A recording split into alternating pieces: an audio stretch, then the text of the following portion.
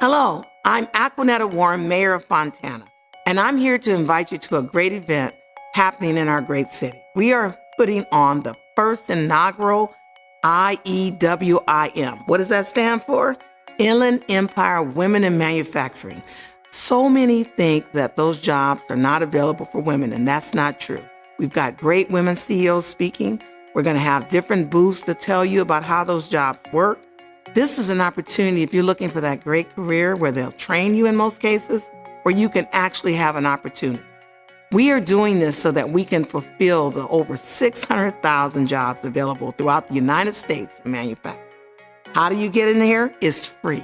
Plus, we're going to serve you lunch from 11 to 2. And by the way, guys, you can come too.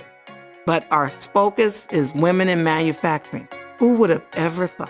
But don't think about it. Come and help us do this. I'm looking forward to seeing all of you at this event.